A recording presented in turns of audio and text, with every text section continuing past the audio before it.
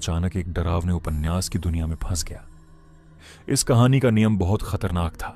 1 हफ्ते बाद एक बाघ आएगा, वह दरवाजा खटखटाएगा। जिसने दरवाजा खोला वो मारा जाएगा। लेकिन यह कोई साधारण बाघ नहीं था, वह बहुत चालाक था। इंसानों से बात भी कर सकता था और उन्हें धोखे में डालकर अपनी मदद करवाता था। पूरा अपार्टमेंट उसके लिए शिकारगाह था। मैं भाग नहीं सकता था। मैंने सोचा बाहर निकल जाऊं, लेकिन जैसे ही सोसाइटी से बाहर गया सीधे वापस अपने ही फ्लैट में आ गया। पुलिस को फोन किया, नंबर लग ही नहीं रहा था। बाघ शब्द बोलते ही मेरी आवाज गायब हो जाती थी। तभी समझ आया, मैं कहानी नहीं बदल सकता, सिर्फ खुद को बचा सकता हूं। तब मैंने एक फैसला लिया, अगर बाघ आने वाला है तो मैं उसके लिए जाल बिछाऊंगा। मैंने अपना घर सेफ हाउस में बदलना शुरू किया। दरवाजे और दीवारें मोटी स्टील से मजबूत कर दी। फर्श, छत, खिड़की सब बंद। इतना मजबूत कि बाघ क्या तोप भी ना तोड़ पाए। मुझे डर था कहीं वह घर में पानी न भर दे, इसलिए हर तरफ से वाटरप्रूफ भी करवा दिया। घर अब किसी किले से कम नहीं था। बाघ के लिए मैंने खास इंतजाम किया। घर में अलग बिजली सिस्टम, हर जगह कैमरे, हॉल में छिपा हुआ एसी जिसे 50 डिग्री तक गर्म किया जा सकता था। स्प्रिंकलर सिस्टम गर्मी होते ही पानी छोड़ेगा, यानी अगर बाघ अंदर आया तो वह फंसेगा भी और तड़पेगा भी। और फिर वह रात आ गई। रात के 12 बजे दरवाजे के बाहर से आवाज आई, अनलॉक फेल, अनलॉक फेल। कैमरे में देखा, एक बाघ पड़ोसी का दरवाजा तोड़ रहा था। पड़ोसी चिल्लाया, कौन है?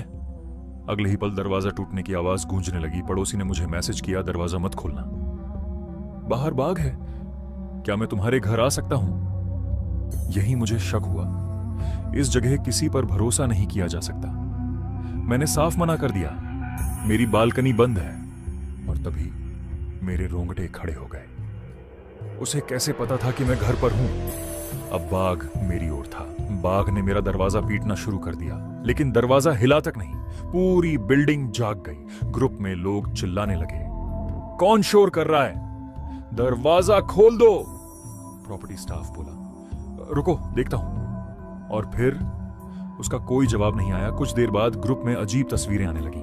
दीवार, फर्श, सीढ़ियां। फिर एक फोटो आई, वही प्रॉपर्टी स्टाफ, पूरा खून से लथपथ शरीर, टूटा हुआ पूरा ग्रुप सन्न रह गया। मैं 801 फ्लैट में था। मेरे सामने 802। 802 ने सबसे पहले बाघ की चेतावनी दी थी, लेकिन अब वह बिल्कुल चुप था। और तभी मुझे एहसास हुआ, बाघ अकेला नहीं है। खतरा अभी खत्म नहीं हुआ। प्लीज दरवाजा खोल दो, मेरे घर में अब सुरक्षित नहीं है। यह मैसेज 802 का था। उसने लिखा, ग्रुप में जो फोटो आई थी तुमने देखी होगी, वो आदमी बाघ से टकरा गया है। बाघ ने उसके पूरे शरीर को तोड़ मरोड़ दिया है। मैं डर रहा हूं, प्लीज दरवाजा खोल दो। मैंने जवाब दिया, अगर बाघ था तो पहले ग्रुप में क्यों नहीं बताया? मैंने सीसीटीवी खोला। बाघ वापस आ चुका था। इस बार उसके शरीर पर लाल लाल धब्बे थे। मुझे समझने में देर नहीं लगी, वो इंसानी खून था। बाघ धीरे धीरे मेरे घर के दरवाजे तक आया और पीप होल से अंदर देखने लगा। तभी ग्रुप में प्रॉपर्टी वाले का मैसेज आया, तस्वीर साफ नहीं थी, 801 दरवाजा खोलो, बस जांच करनी है। मैसेज टूटे फूटे शब्दों में था। मैं सीसीटीवी देख रहा था। बाघ कुछ अजीब हरकत कर रहा था। तभी मेरी रूह कांप गई। वो मोबाइल चला रहा था। ग्रुप में एक ही लाइन बार बार आने लगी, 801 दरवाजा खोलो, 801 दरवाजा खोलो, 801 दरवाजा खोलो। लोग परेशान हो गए, सब मुझे बोलने लगे, 801 बस खोल दो, कुछ नहीं हुआ तो वो चला जाएगा। मैंने लिखा, बाहर बाघ है, तुमने फोटो नहीं देखी क्या? प्रॉपर्टी वाला मर चुका है। ग्रुप कुछ देर शांत रहा, फिर किसी ने मजाक उड़ाया, क्या बाघ खुद फोटो खींच रहा है और खुद मैसेज भी भेज रहा है? मैंने आखिरी बार लिखा, मैंने चेतावनी दे दी है, मानना ना मानना तुम्हारी मर्जी।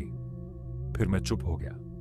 जैसे ही बाघ ने देखा कि मैं जवाब नहीं दे रहा, वो जोर जोर से दरवाजा पीटने लगा।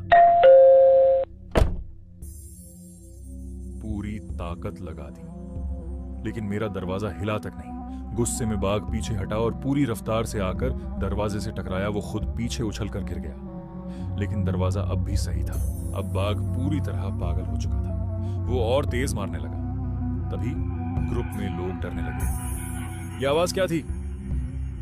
किसी जानवर की दहाड़ जैसी लग रही है। कुछ देर बाद बाघ वहां से चला। लोगों ने पूछा, 801 सच में बाघ था क्या? मैंने कहा, मैंने पहले ही बताया था। अब वो यहां से चला गया है, पर मुझे नहीं पता कहां गया। किसी ने कहा, पुलिस को फोन करो। मैंने कोशिश की, लेकिन पुलिस कॉल नहीं लग रही थी। अजीब बात यह थी कि मैसेज तो जा रहे थे। तभी 802 ने लिखा, घबराओ मत, मेरा दोस्त पुलिस में है, 20 मिनट बस सह लो। मुझे अजीब, 802 ने बाघ सबसे पहले देखा था, लेकिन अब तक चुप क्यों था? मैंने पूछा, तुमने पहले क्यों कुछ नहीं बताया?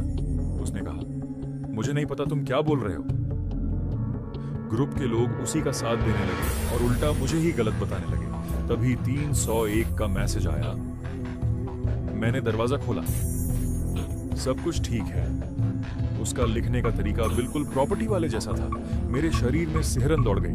301 भी मर चुका था। फिर 802 ने मुझे निजी मैसेज किया, मेरी मदद करो, मैं अब और नहीं सह पा रहा।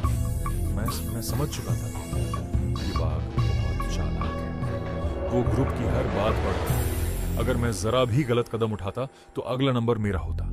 मैंने कोई जवाब नहीं दिया। मैंने सीसीटीवी की तरफ देखा। बाघ वापस लौट आया था। इस बार वो दरवाजे के बजाय सीधे बालकनी की तरफ गया और अगले ही पल बालकनी की खिड़की के बाहर एक बहुत बड़ा काला साया खड़ा था।